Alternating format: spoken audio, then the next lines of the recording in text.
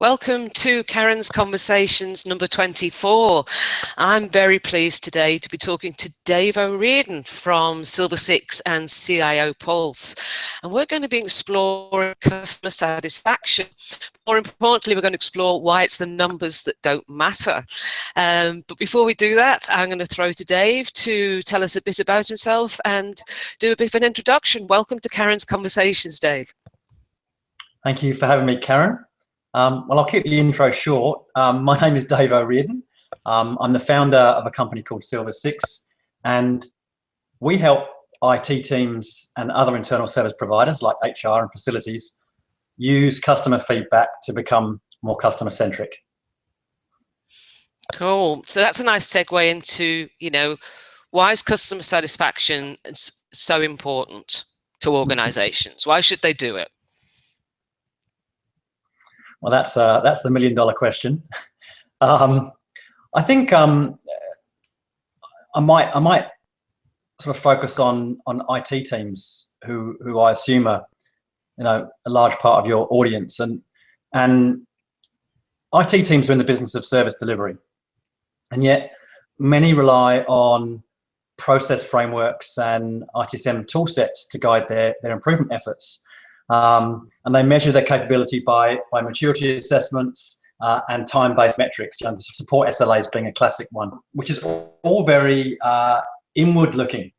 The voice of the customer is missing, and the result is that IT teams can often end up thinking that they're doing a better job than they actually are.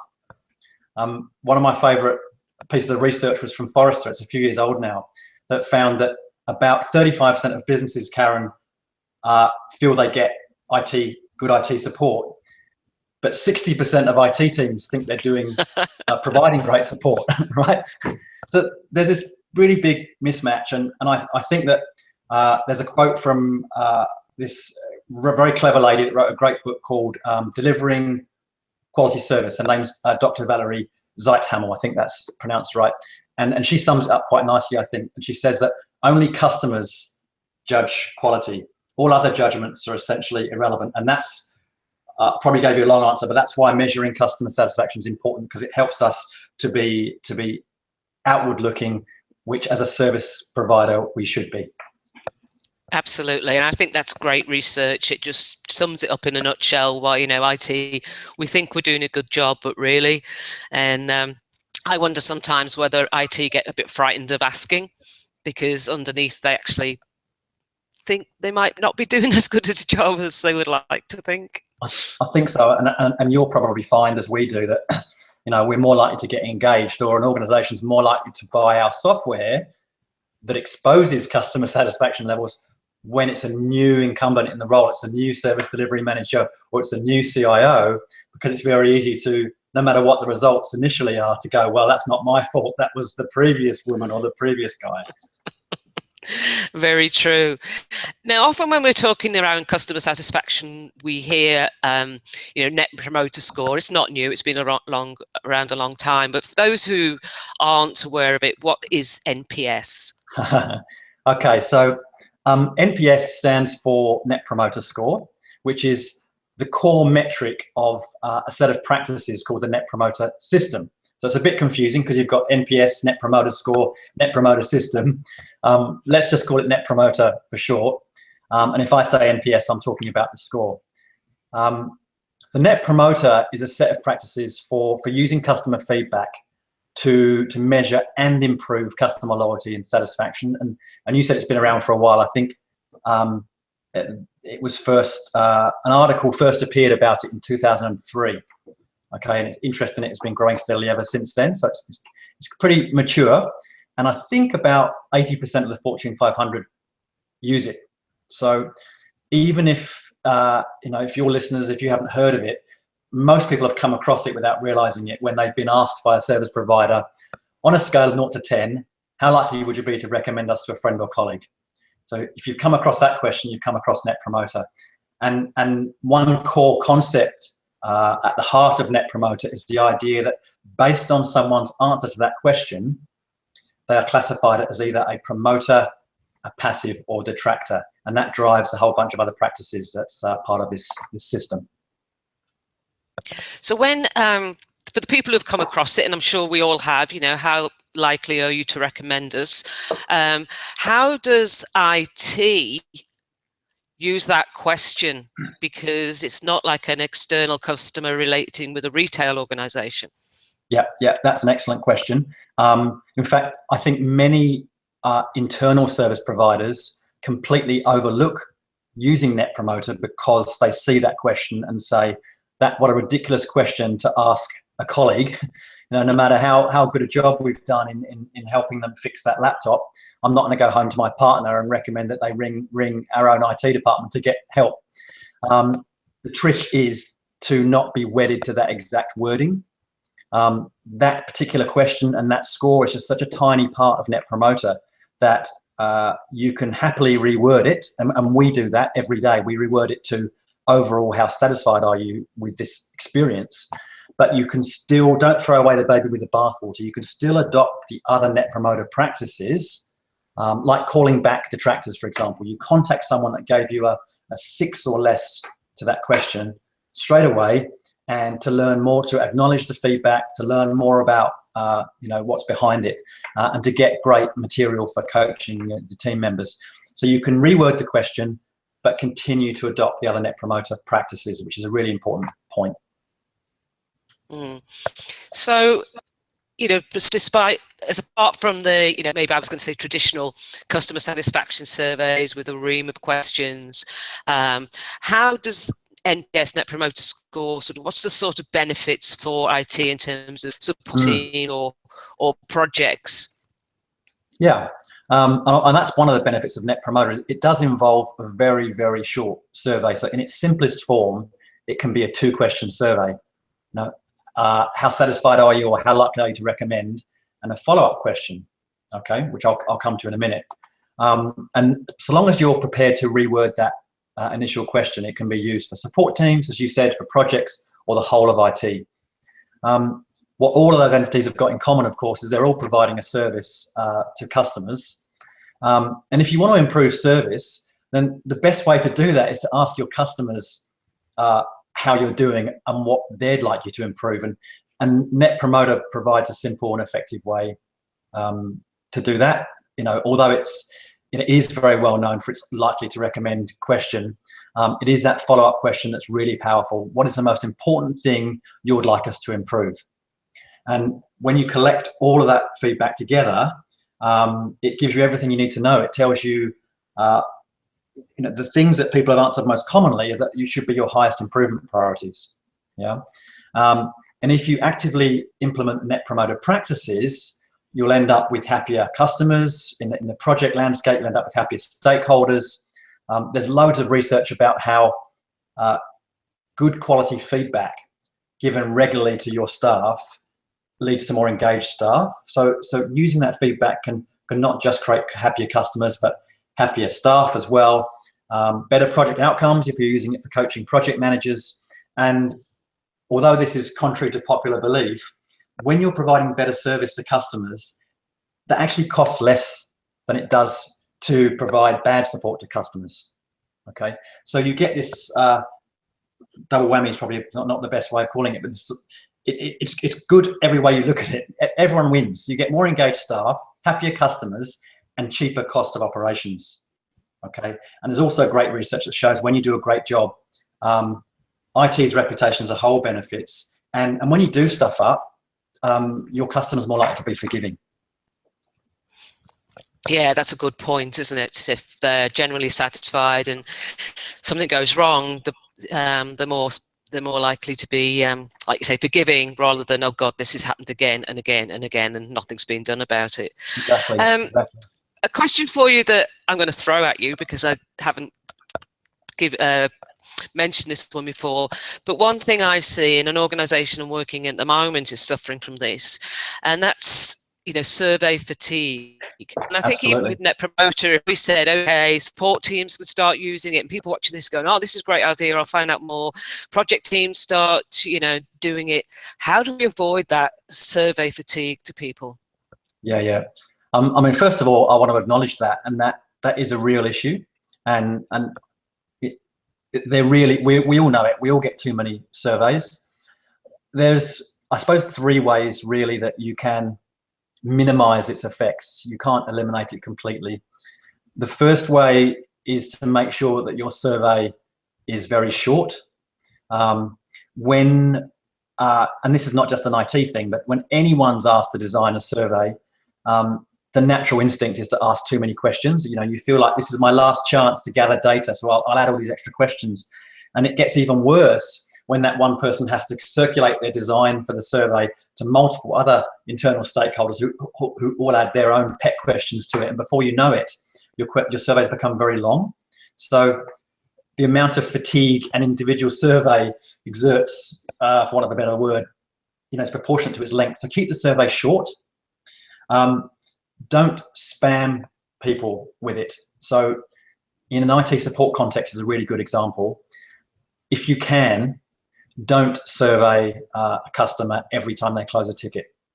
All right, they will just delete the survey invitation. Okay.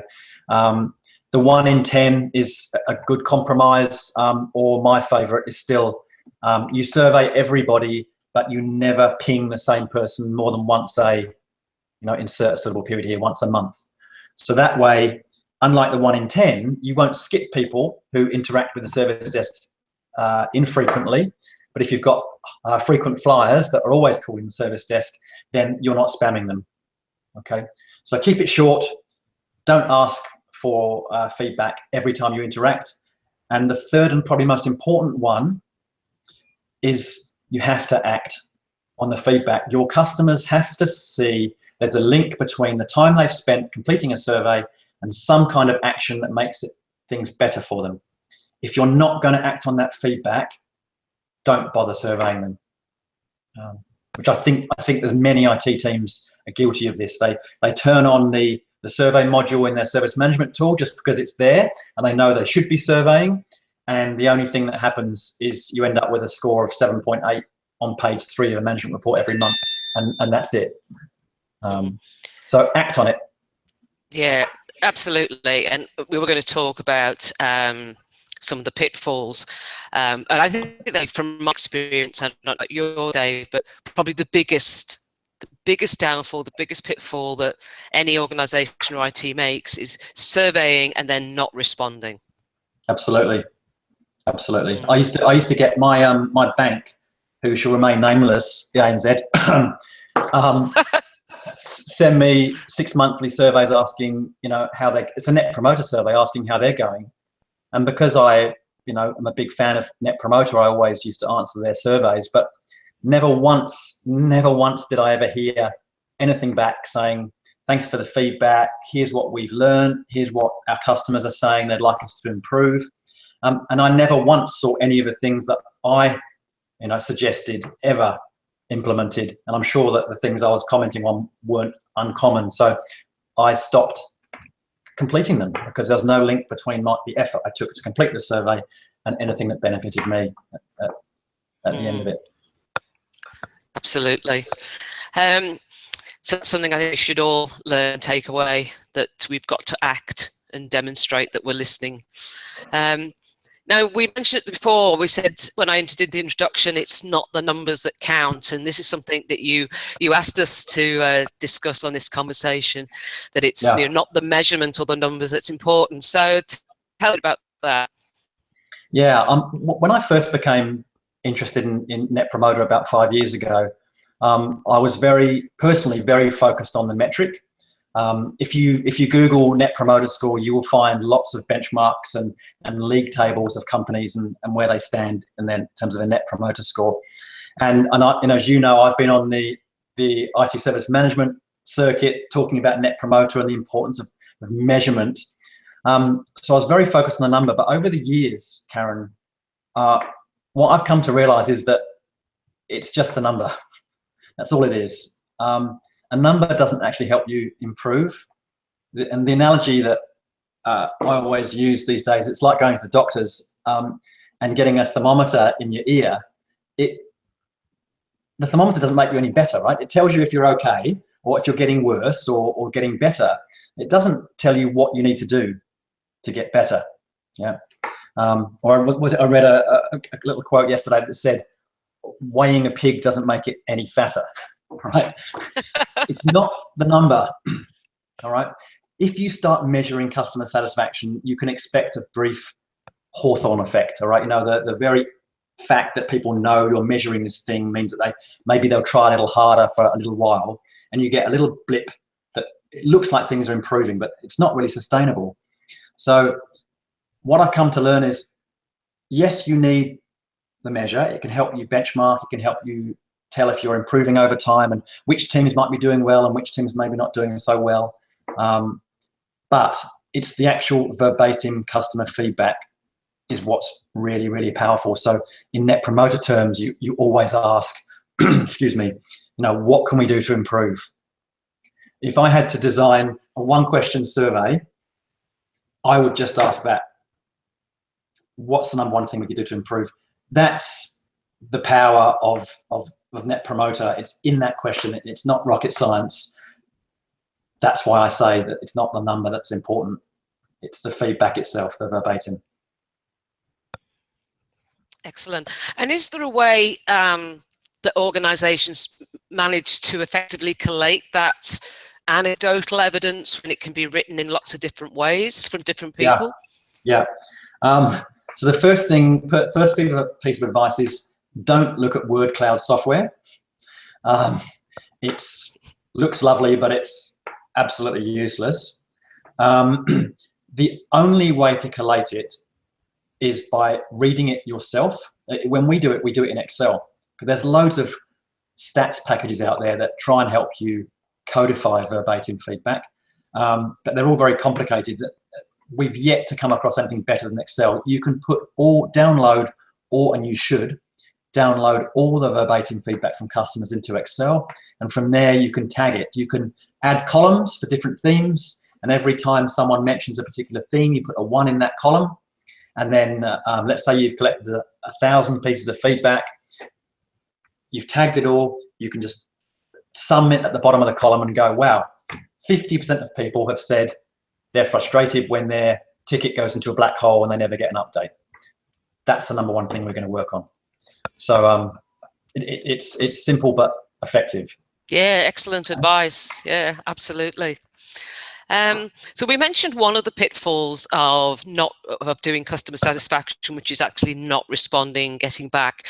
What are some of the others that you've encountered? What are some of the big mistakes organisations make? I think they're closely related, Karen. You know, the number one evil is not doing anything with the feedback. All you do with it is calculate a score and put it in a management report somewhere. All right, it's pointless. We talked about not acting on that feedback in terms of contacting unhappy customers to acknowledge their issue, using the feedback like we talked about just with something simple like Excel to actually identify and prioritize improvement initiatives. Not communicating, it's really important. Even if you are doing these things, you really should be very regularly going back to your customers and saying, thank you to everyone who's responded in the last 6 months. Here's what we've learned. Here's what we're going to do. Here's what we've done. In this constant cycle that continually links, the survey to the improvements. Okay, because even if you're making little improvements, if they're not seeing it, it doesn't affect them, or maybe they don't interact enough, they still might not appreciate that the survey is important.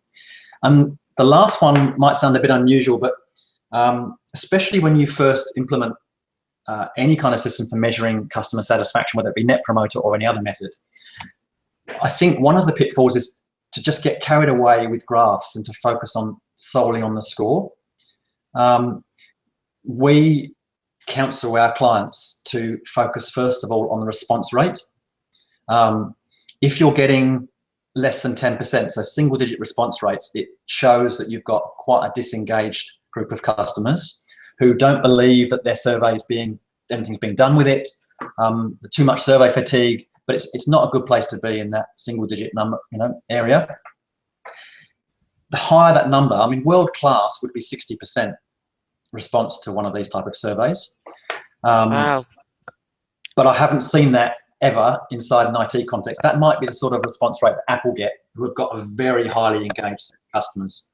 Okay, but as a rule of thumb, I'd say single digits is you're in trouble. You really need to be communicating with your customers to explain while you're doing it how it's going to benefit them. If you're up at about 15%, you're doing okay. 20%, I think, for internal satisfaction is pretty good. Okay, focus on the response rate. And the second thing is look at tracking the improvement actions. If you focus on getting a good quality response rate from 15, 20% of your customers, and you track the improvement initiatives that are coming out of that and the communication of those, the score will look after itself. If all you're doing is graphing the number and just watching that and crossing your fingers, again, you're not going to get much value from it. Yeah, again, great advice for people. And like you said, it's simple enough to do. It's not overly complicated. It's about that response and the communication that follows on that makes it of value. Dave, you've developed, and you can tell us when you started doing this and where it's at, CIO Pulse. So tell us a bit about that and how it came about. Yeah, I mean, my company, Silver6, has been around for about 12 years, and we started out as purely an ITIL consultancy. And about 5 years ago, we came across this thing called Net Promoter. And one of our clients kindly agreed to be a guinea pig and to let us help them implement some of the Net Promoter practices. And as a result of that very short engagement, their customer satisfaction increased more in 6 months just by implementing some Net Promoter practices than it had in the previous 3 years of us helping them with incident management and problem management and configuration management. Yeah, literally, it had been that their customer sat had been growing slightly, and then we implemented Net Promoter with them, and it went like this. Okay, they used to present about this journey from being the Toyota to BMW because their Net Promoter score increased from the Toyota type level, whatever that was, plus 25 or plus 30, up to a BMW, which is about plus 60. Okay, so that was a real revelation for us, and went, hang on, we're in the business of helping internal service providers deliver better service. We think we can do a better job of that by helping them implement Net Promoter than we can through ITIL. So we went away and we built this tool called CIO Pulse that helps other IT teams and other internal service providers repeat the kind of success that we have with that particular client. And it is quite simple in its concept, Karen. It continually collects customer feedback as IT support teams are doing what they do, supporting the business. And it does what we call democratizing that feedback. It's continually pushing out feedback to team leads, displaying feedback on big screens that you can put up on your information radiators to show you what customers are saying about you right now. And when you democratize it and you share it with everybody, then you're sharing it with people that can make a difference, not just sharing a number in a board book somewhere. So it's superficially, it looks a bit like the survey capability that exists in most service management tools, but CIO Pulse is a bit different because it does much more than just collect the data. It helps you implement these Net Promoter practices that we've been talking about. And hopefully, I think that's why we won that award a few years ago in 2015 for ITSM Innovation of the Year, because it wasn't just a survey, it actually helped you do something with that feedback. Awesome, yeah, and that was a great event. Congratulations on that award, and well deserved. So how does CIO Pulse, how does the data get in? Oh, you posed that question in a very technical manner. How does the data get in? I'll ignore the technical nature of that question. I'll answer in a simple fashion. Look, it's designed to interface with all ITSM tools and CRM systems, and to get started, all you need to do is to embed the CIO Pulse survey URL inside the email that your service management system would normally send when a ticket's closed. So the customer clicks on that URL and they get the CIO Pulse survey. We then get the data, and then CIO Pulse does a whole bunch of good stuff like sharing it and putting it up on dashboards and things. So the shortest integration time I've ever seen has been, I think with Zendesk, takes about 5 minutes, with other tools a little bit longer. But essentially, you embed our survey URL inside an email that your service management tool generates. So it's pretty simple. Awesome. And can then, I presume that, you know, you've called it CIO Pulse because it tells the CIO where things are at in the organization. So does it display then on mobile devices as well? As a CIO, can I look on my iPhone and see where we're at? Yes.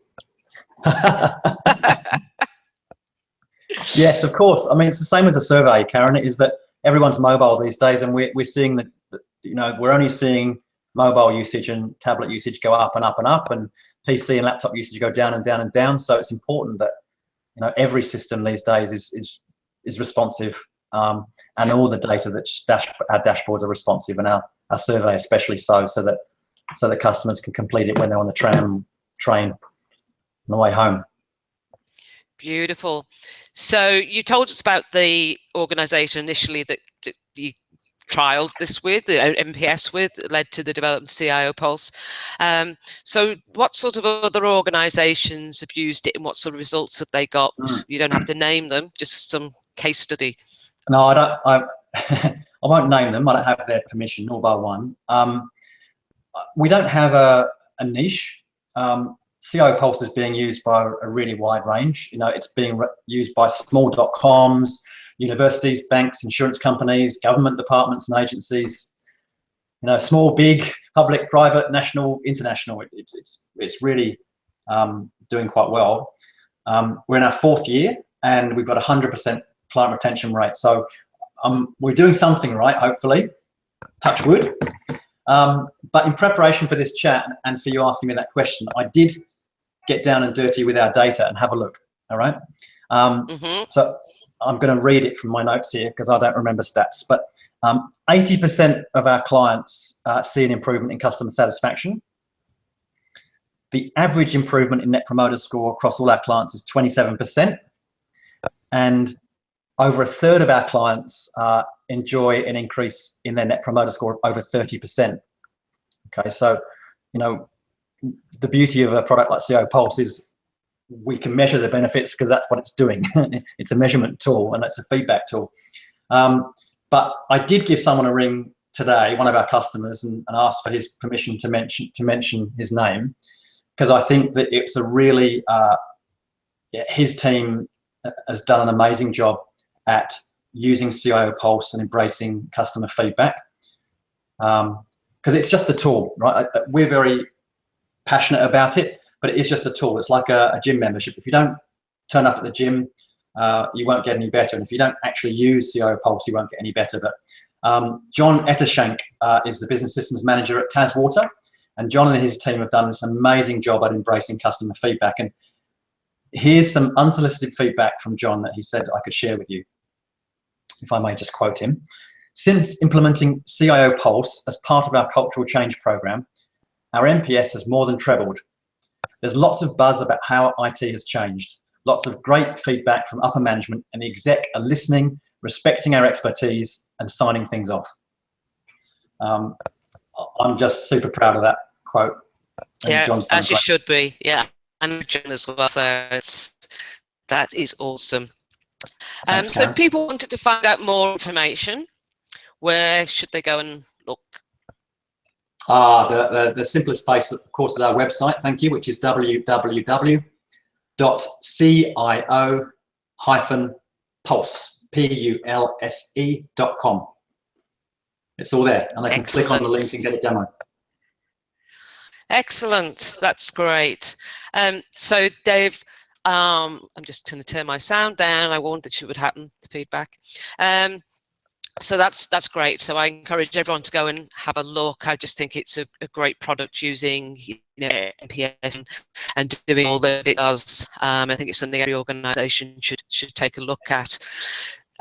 Dave, it's been some very, very insightful conversation. I really appreciate your time in joining me on Karen's Conversations. So thanks very much for that. And I'm sure we'll talk again soon. Thanks for having me, Karen, and thanks for letting me talk about something I'm passionate about and giving me a little soapbox to talk about CIO Pulse. Thanks, Dave. Thanks.